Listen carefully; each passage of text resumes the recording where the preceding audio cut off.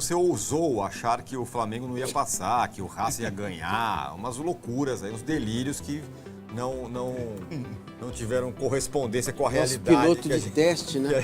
Como é que é? Viu. Agora explica, Vessa. Coitado. Eu dei o palpite, a brincadeira nossa 2-0 pro Racing e que não teria final brasileira, porque eu achava que o Racing poderia passar. E o Flamengo, para mim, joga o jogo e se classifica de uma maneira muito justa, porque você ganha no Maracanã o que tem que ser feito, não interessa o placar, e depois consegue sustentar diante de pressão e tudo mais, diante de uma arbitragem que eu acho que, no fim das contas, atrapalhou bastante o Flamengo. É que a classificação fica meio de lado isso, mas eu achei bastante injusta e exagerada. Aquilo era um lance para amarelo. Fala pessoal, sejam muito bem-vindos e agora vamos acompanhar mais repercussões ali dos paulistas.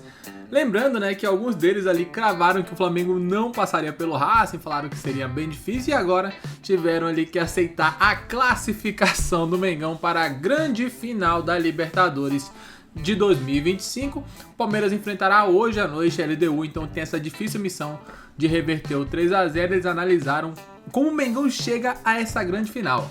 É favorito certamente contra a LDU e contra o Palmeiras. Será que é 50-50, como muitos estão falando? Porém, elogiaram demais o Mengão, que está classificado mesmo com todas as dificuldades que foi jogar lá na Argentina. Sem mais enrolação, vamos direto pro vídeo. Várias coisas, a gente vai passar por elas aqui com calma. Ô Vessa, eu vou começar com você, porque você ousou achar que o Flamengo não ia passar, que o Racing ia ganhar, umas loucuras aí, uns delírios que não tiveram correspondência com a realidade. Piloto de teste, né? Como é que é? Viu. Agora explica, Vessa. Coitado. Eu dei o palpite, a brincadeira nossa 2-0 pro Racing e que não teria final brasileira, porque eu achava que o Racing poderia passar. Porque eu acho que o time vinha num bom momento, como clube mesmo, assim, chegando a decisões, indo bem contra brasileiros, inclusive, apesar da derrota no Maracanã, vinha de título de Sul-Americana, reconstruído e diante daquele ambiente todo que a gente viu desde o recebimento e tudo mais da equipe. Então, é por isso que eu achava que sim, seria bem possível que isso acontecesse. A arbitragem, nessas horas, também dá uma condicionada para os donos da casa. E a expulsão do Plata é a prova disso, né? Para mim, completamente exagerada. Simplesmente o Rojo passa por ele, dá a joelhada na nuca dele, ele põe a mão na nuca, fica com raiva e devolve ali um tapa, barra soco, enfim, não sei como que usa a palavra, mas sinceramente ali na perna e tal, eu não... pegou um pouco ali também onde dói mais e tal, mas sinceramente eu achei bastante exagerada. Se fosse invertido, não teria expulsado. Tanto que nem olharam a joelhada do Rojo na nuca do Plata. Então, depois expulsaram o Rojo por cabeçada com cabeçada e volta atrás. E volta porque é o VAR. E aí voltou de maneira correta, o VAR salvou ele, foi cabeça com cabeça, foi sem querer e tudo mais. Então eu ainda acreditava nesse cenário do Racing, né? Era um cenário muito positivo, que o time vem vindo desde o ano passado, eliminando todo mundo que vem em mata-mata pela frente. E aí parou num Flamengo que soube jogar o jogo da maneira que ele tinha que ser jogado. E eu falei isso daqui ontem, né? Quando o Massa alertou, gente, não precisa ter o negócio do DNA numa semifinal. E eu disse, isso não me preocupa, isso não vai acontecer. E aí eu dei até o exemplo, sem querer, do que o Felipe faz em Itaquera quando o Bruno Henrique é expulso. No primeiro tempo, ele saca o Gabigol e mete a linha de 5 e passa a se defender pelo 0-0. E foi exatamente o que acabou acontecendo, por coincidência. Quando ele perde o Plata, ele não teve a menor dúvida, quer saber? Linha de 5. E para um cara que sabe treinar, que vem da escola do Simeone, que entende taticamente muito, e que linha de 5, então, ele fez no Atlético de Madrid 1 milhão de vezes. E você junta um monte de jogador bom, porque não adianta também você ter linha de 5 com um monte de jogador burro, jogador que não vai saber se comportar. Mas aí você junta jogadores bons e inteligentes, mais uma linha de 5 bem trabalhada, cara, para você entrar nisso daí é muito difícil. Você tem que ter muita qualidade técnica. E aí o que aconteceu, também adiantado por nós aqui ontem, era o Racing da bola aérea. Foi assim, do primeiro ao último minuto. Maravilha Martínez e bola aérea, e tenta pegar a segunda bola, e tenta pegar a segunda bola. Quase deu certo 1 ou 2 vezes da bola escapar, bater no peito e sobrar, e o cara chutar, e o Rossi teve que defender. Quase deu certo essa tática. Mas diante de uma linha de 5 bem feitinha, isso é muito pouco. Normalmente é pouco. Você precisa ter infiltração, triangulação, inteligência, passe entre linhas, aquele passe que ninguém espera para você quebrar esse tipo de marcação. Quando você começa só jogar a bola na área, você facilita muito quando você está com a linha muito bem feita.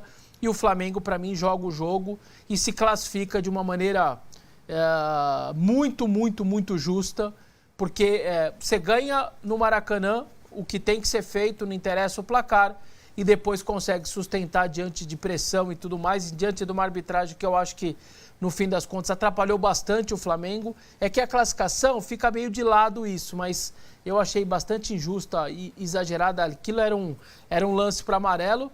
O Plata perde a final da Libertadores, porque eu acho que isso não vai ser revertido. Aquela vez foi. Essa eu acho que não vai ser revertida. Acho que o Flamengo até vai tentar, vai encher o saco. Mas no final, sempre ele, né? Ele precisa talvez começar a pensar um pouco, porque eu estou envolvido o tempo inteiro. Tem que aprender um pouquinho com o Lugano. Nesses lances, né? Você lembra São Paulo e Palmeiras, uma eliminatória, não lembro se era quartas, uma eliminatória no Parque Antártica, ainda antigo. O Alceu deu uma cusparada no Lugano. E essa talvez seja a pior das ofensas, né? Você tomar acho que um tapa dói menos, né? O Lugano limpou o rosto e continuou jogando, né? Então, Libertadores, esse tipo de competição exige essa questão. Exige. E ele não tem, né? Claramente ele... Não tem, cara. Ali ele sente e não tem. Enfim, vai perder a final. E agora a ver como o Flamengo vai tratar esses próximos momentos de Campeonato Brasileiro. Estou bem curioso, porque jogador de futebol, eles não são robôs. Chega uma hora, meu amigo, que os caras, meu Deus, dia 29 tá chegando. E aí a cabeça do cara já vai, o corpo também já tira um pouco... É um mês, né, cara? É um mês, mas é duro, cara. É duro pro jogador desvencilhar. Então eu tô bem curioso para saber como os jogadores do Flamengo vão tratar, mas depois a gente pode falar disso. Muito bem, então tá aí, estamos vendo o lance da expulsão do Rojo, que foi revista, e de fato ele não pegou, né, essa aí. Cabeça a cabeça. Mas vou te falar, a primeira imagem parece cotovelada mesmo. É, que o árbitro tá do lado... Isso, parece muito cotovelada. O árbitro tava louco para corrigir o que ele tinha feito, né? Massa, você estava falando aqui no intervalo antes de começar o programa, como o Felipe Luiz é um bom técnico. Mas ele é mesmo, né? É um treinador muito promissor. Espero que, mesmo que aconteça algo errado com o Flamengo, que eu acho que não vai acontecer, Como assim? não ganhar títulos, né? Esse ano. Pelo menos um deles. Acho que o Flamengo está muito qualificado para ganhar num jogo único, né? Que é a final da Libertadores. Principalmente se passar a LDU. Se passar o Palmeiras aí é outra discussão. Mas eu acho pior, né? Pior o quê? Se o Flamengo, como ele é muito bom, quando você dá 2 chances para ele, a sua chance diminui demais. Em um jogo é mais fácil de você ganhar do melhor time. Ah, sim. Entendeu? Nesse aspecto, sim, né? A tendência em 2 jogos é a tua qualidade, o teu planejamento, o teu trabalho se sobressair. Em um jogo ali pode acontecer alguma coisa. Depende, né? Se for LDU, não tem altitude, né, envolvido na coisa. Tem mais essa? Tem isso. Né? A questão da LDU, ela dilui um pouco essa situação de uma partida, porque para a LDU é sempre melhor ter 2 partidas. É claro, porque tem o fator casa. E tem outro detalhe que eu não tinha me tocado, eu não sou, alguém me lembrou aqui, a geografia, eu não sou especialista, mas que Lima está bem próximo ali do Equador e que a torcida da LDU deve ir num número muito alto, é fácil chegar pela logística, vai ter um número bastante, caso passe. Deixa eu valorizar o que o Flamengo fez até aqui, né? Senão o torcedor fica lá, Lima, como vai ser? Não. O torcedor do Flamengo precisa valorizar o que foi feito até aqui. Foi uma eliminatória muito dura, muito difícil, apesar da emoção do nosso âncora, e eu entendo a emoção dele, claro. Foram 2 jogos duríssimos, não foram fáceis, em que muitas vezes o Flamengo teve que mudar o seu jeito de pensar o jogo. Isso é muito importante, isso faz parte da alma de um campeão. Na trajetória de um campeão, você muitas vezes tem que mudar a sua perspectiva de jogo. Mais uma vez, o Flamengo encerra uma eliminatória avançando com um jogador a menos. Isso preocupa, isso é algo que precisa estar na cabeça dos dirigentes, dos jogadores do Flamengo, assim como aconteceu lá na Bahia, né, com o Alacian. O Danilo foi um lance de jogo e tal, dá para entender. Isso precisa estar bem trabalhado até a final do dia 29, porque se acontecer de novo, a tendência é que o Flamengo tenha muito mais dificuldade e não consiga o resultado. Mas da pergunta que você me fez do Felipe Luiz, você percebe que ele ainda está, né, se apropriando das questões de ser treinador de futebol, que ele tem à disposição dele um elenco sensacional, maravilhoso, né? O elenco do Flamengo é muito bom. Não é um elenco para 2, 3 anos, mas é um elenco para agora muito bom, né? Quem tem Saúl, Jorginho, Pulgar, é um time muito bom, cara. Carrascal, Arrascaeta. Cara, você pode meio que escolher de olho fechado. Erros ele vai cometer, assim como nós cometemos no nosso dia a dia, mas a classificação do Flamengo é justa, foi brutalmente prejudicado pela arbitragem, brutalmente. Não tem interpretação para esse lance do Plata, a não ser a falta de inteligência emocional do jogador. Cara, ele tomou uma joelhada proposital. O VAR deveria ter chamado, deveria ter então expulsado os 2, porque a joelhada foi intencional do Rojo. Muito. Né? Então, um cartão amarelo ali seria adequado, né? Ele foi puxado pela camisa para levantar, ele foi agredido também, o outro jogador não pode encostar nele.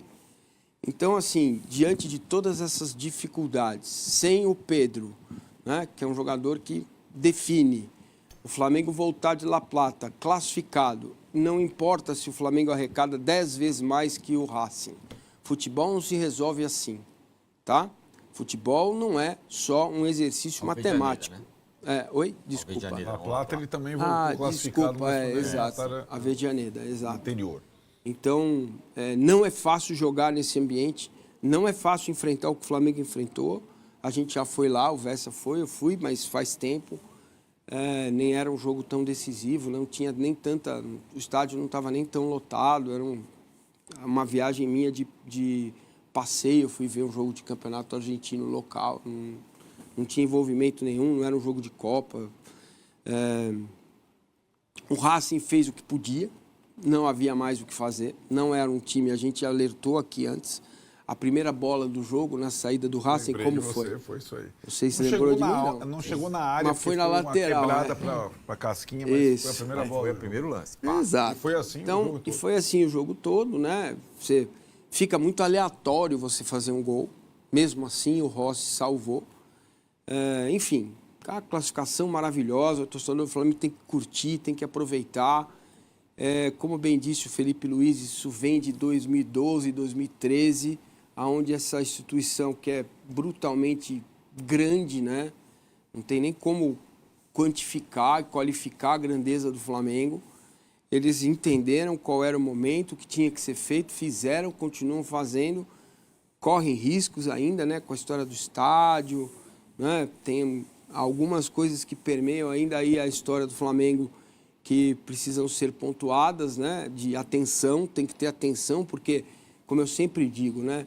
Você precisa, às vezes, de ter 3, 4 presidentes com a mesma intenção na caneta para manter a coisa andando, e basta um presidente com a caneta nervosa para jogar tudo no buraco. Não precisa muito, não. 3 anos, 2 anos, você destrói o que foi feito, né? Então, isso é um motivo de alerta, mas tem, por exemplo, o Flamengo tem um negócio muito interessante no conselho, né?